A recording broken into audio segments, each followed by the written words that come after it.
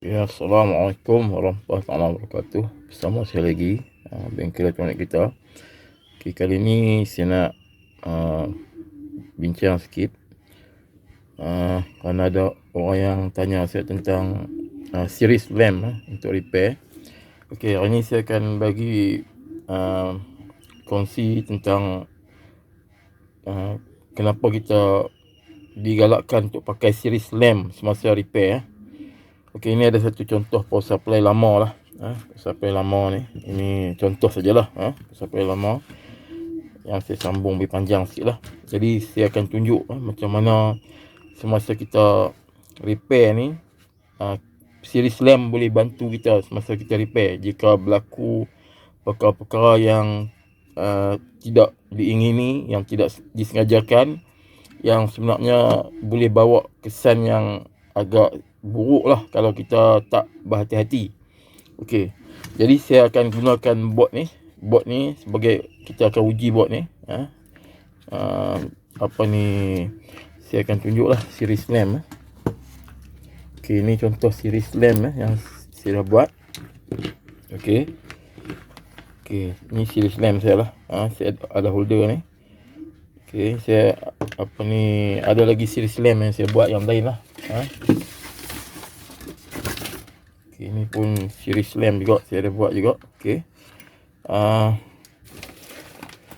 Dan macam mana series lamp ni, sambungan series lamp ni, saya dah pernah kongsi sebelum ni secara ringkas. So hari ni saya akan kongsi macam mana series lamp ni. So kita akan tengok sikit macam mana sambungan series lamp ni. Macam mana kita nak buat series lamp. Okay, series lamp ni kita ada live, kita ada neutral, kita ada earth lah. Okay. Yang ni board ni lah, beban lah. Ataupun board yang di repair lah. Board yang di repair, diperbaiki. Okey, beban lah.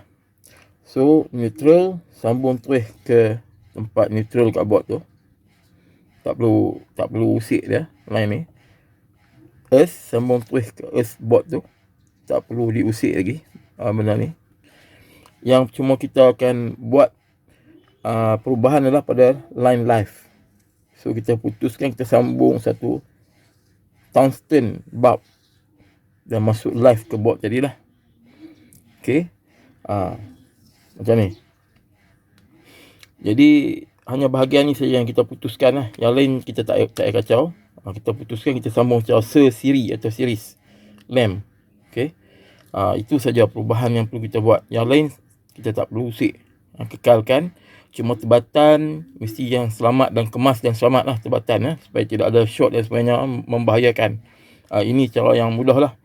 Apabila berlaku sesuatu yang tidak diingini pada board ni, apa-apa saja yang tidak diingini ni, maksud dia kata berlaku short, berlaku short katakan.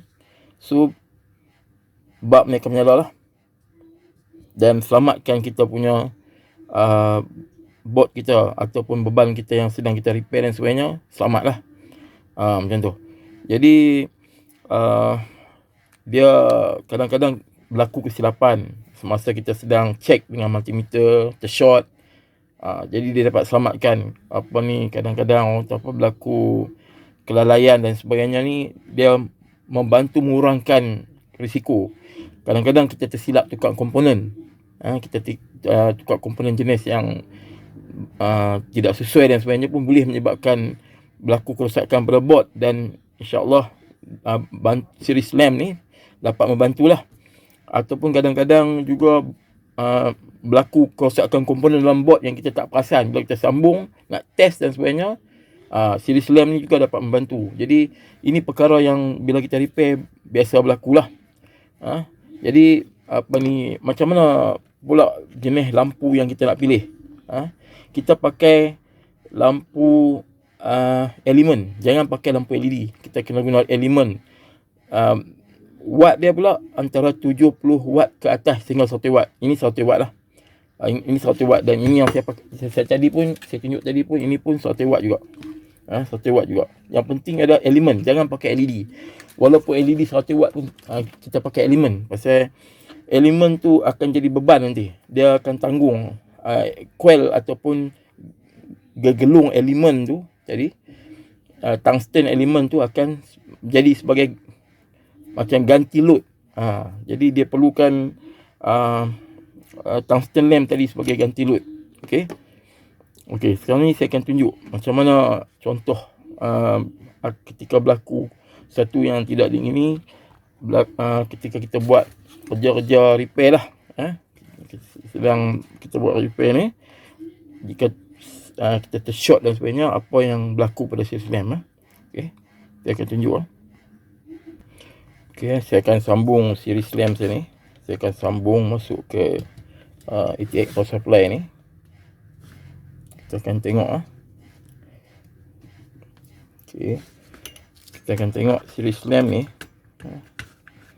Okey, jika berlaku dan bagaimana apabila mula kita onkan switch ni, apa yang berlaku pada series lamp. Kalau detail yang baik macam mana. Dan juga kita akan lihat macam mana bila berlaku short dan sebagainya. Kita akan tengok. Okey, fokus kepada apabila saya on nanti, fokus kepada bulb ni, apa yang berlaku. Okey, bismillah. Fokus pada bulb ni. Dia akan nyala sekejap, padam. Itu maksud dia. Lita ni okey lah, tidak ada short lah. Kenapa dia menyala sekejap? Masa tu proses untuk charge kapasitor, main kapasitor 2 biji selari, yang disambung selari dalam board ni. Itu dia proses untuk charge. Okey, ni dua ni lah kapasitor kat sini, ada 2 biji ni. Okey, dia charge kapasitor ni. Lepas tu dia akan padam. Kalau dia menyala terus, maksud dia board ni primary, ni secondary, ini hot, ni cold. Maksud dia bila dia menyala sekejap tu bagus lah. Board ni, bahagian ni bagus. Okey. Jadi semasa kita menguji, katakan kita menguji board ni menggunakan contoh dia multimeter dan sebagainya, alat uji lah. Multimeter, biasanya multimeter.